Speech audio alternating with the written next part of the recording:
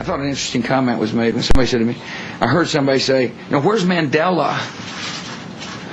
Well, Mandela's dead because Saddam Hussein killed all the Mandelas. So there's a psychological recovery that is taking place.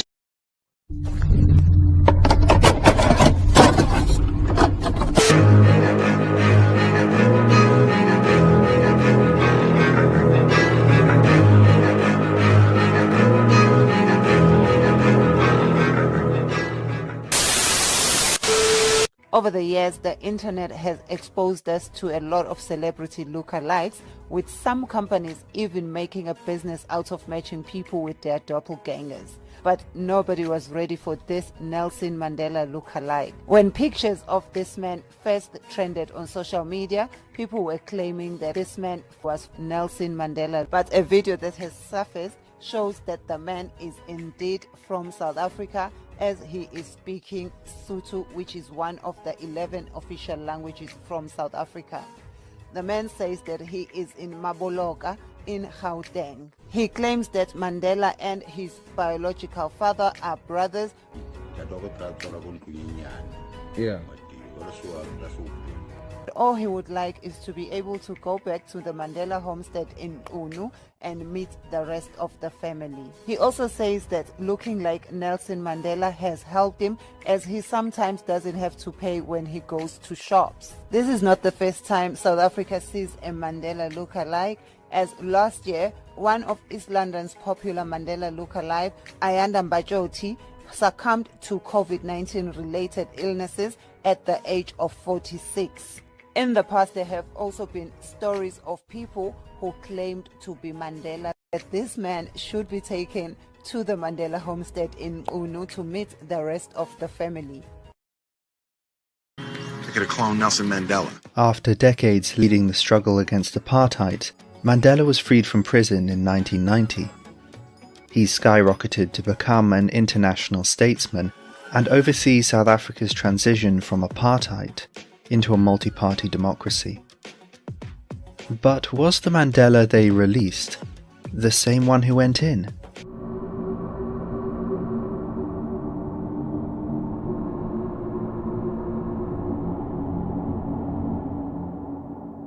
In South Africa, a popular theory argues Mandela was swapped in jail by the apartheid government.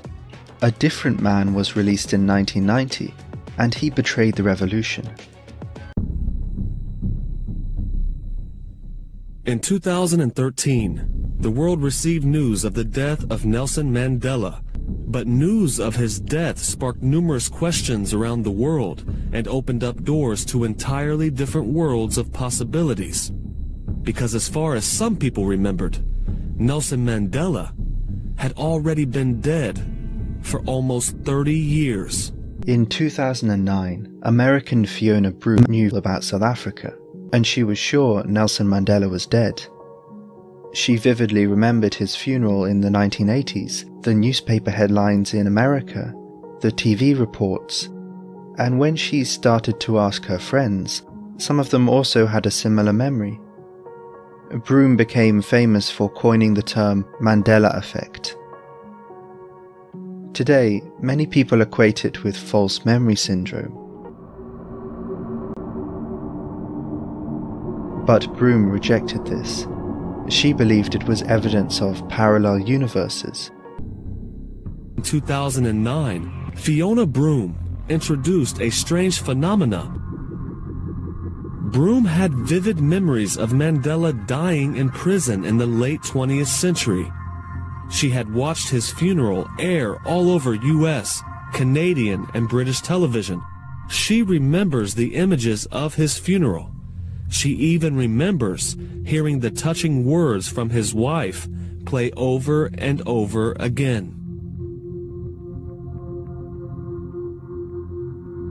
Much to her surprise, hundreds of thousands of people around the world shared those same memories, as I do today.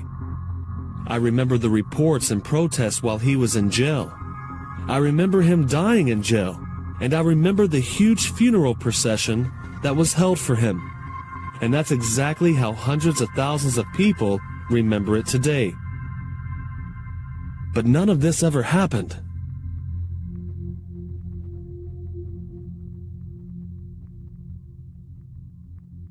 Fiona called this strange phenomena the Mandela effect, and is stuck in the minds of the people. No one could understand how Mandela was still alive. He was a clone. The real Mandela died in prison, and then they made up a clone. The evidence was limited. Older pictures of Mandela contrasted with earlier ones. The mold had disappeared. FaceApp technology showed what the true Mandela should have looked like. In 1985, Mandela was ended in prison by the apartheid government. They kept it a secret and released a lookalike called Gibson Makanda. This fake Mandela negotiated the end of apartheid. Even the former president of the United States, George W. Bush, was experiencing the Mandela effect. This was in 2007. I thought an interesting comment was made when somebody said to me, I heard somebody say, where's Mandela? Well, Mandela's dead. This press conference was 11 years before Mandela's death. A statement as if Mandela had already been dead for a decade. So what's going on? How could the then U.S. President George W. Bush give a press release that a former South African president and lifelong activist was dead? You have to keep in mind, Bush is not as stupid as he always sounded. For Bush to give a press release that Mandela was dead would be extremely careless by the White House. Mandela would immediately come out in interviews, as he was known to actively do, and it would have resulted in a greater lack of respect for the U.S. government from the international community. Whilst Fiona's original audience were interested in magic and the supernatural, it's unlikely that a fake Mandela was substituted from the real one.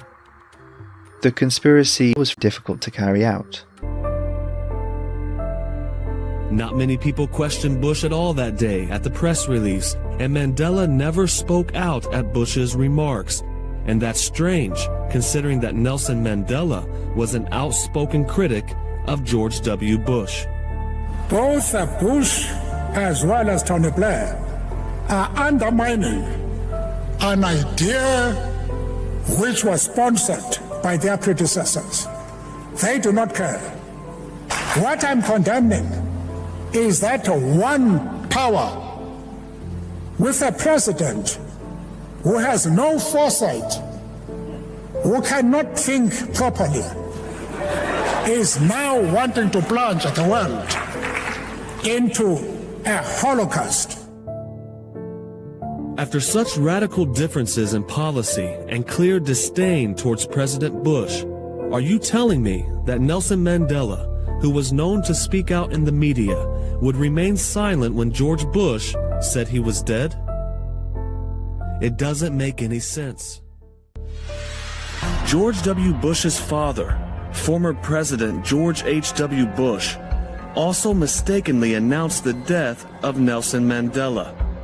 This was reported by mainstream media, and they had to go on damage control to reassure the South African people that their president, Nelson Mandela, was indeed still alive.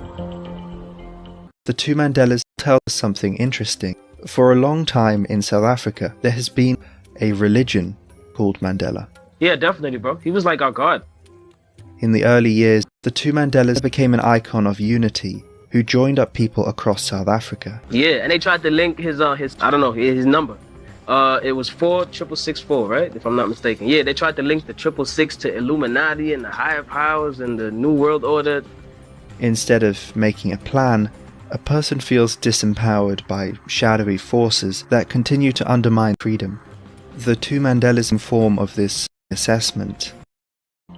And in a book titled English Alive, published in 1991, a collection of writings from South African high schools, published by Claremont, the Western Cape branch of the South African Council for English Education, we find on page 54 the chaos that erupted in the ranks of the ANC when Nelson Mandela died on the 23rd of July, 1991.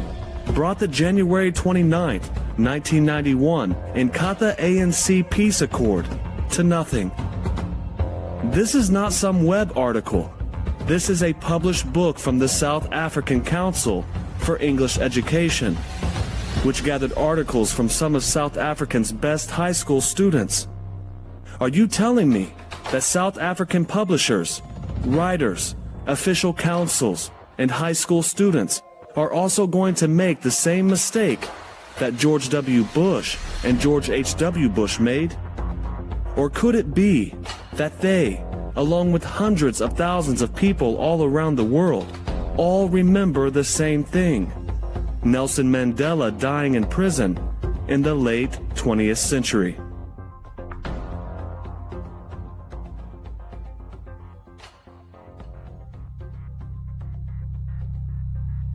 There are just as many opponents to the Mandela effect as there are supporters.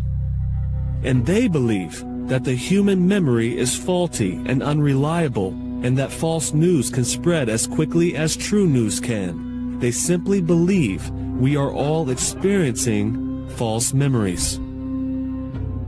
Some psychologists say that the Mandela effect is a prime example of the misinformation effect, where a pre-existing memory is retroactively replaced or corrupted by misinformation, creating a false memory so convincing that a person will believe it to be true. But this is the best argument that opponents of the Mandela effect have. They could have cloned Nelson Mandela. Mandela was such an important figure in South Africa. Yeah. Do you remember the effect he had? I mean, he's at this point, he passed away. And he was in office until 1999. Yeah. So you were still a kid while he was still in office. But do you remember the effect of Mandela? Yeah, definitely, bro. He was like our god. You know, as kids growing up, like a lot of the people that were already like in the late teens and 20s had like mixed feelings and emotions about Mandela because of like the other stuff that young kids don't really get the access to know about, the other information that's in like the textbooks. I hadn't gone to that level yet. So those people had mixed emotions and shit. But I just knew Dr. Mandela as like this huge mogul, this figure that just like saved us and, you know what I mean, is leading us to the promised land type shit. I definitely felt it. I drew him a couple times. Like I used to be a sketch artist. I drew him a couple times. Nice. What were the negative things that people were saying about Mandela? I never used to pay attention in my history lessons. I'm not gonna lie to you. I don't really remember them in detail, but there were a lot of stories about how he was a clone. The real Mandela died in prison, and then they made up a clone. You know, I don't mind it though. They really said that Mandela was a clone. That he died in prison, and they had a fake Mandela that became president. Yeah, and they tried to link his cell number or his I don't know, his number. It was 46664, right? If I'm not mistaken. Yeah, they tried to link the 666 to Illuminati and the higher powers and the New World Order. Okay. Mandela was a clone. The real Mandela died in prison, and then they made up a clone. I thought an interesting comment was made when somebody said to me, I heard somebody say, you know, where's Mandela? Well, Mandela's dead. They could have cloned Nelson Mandela.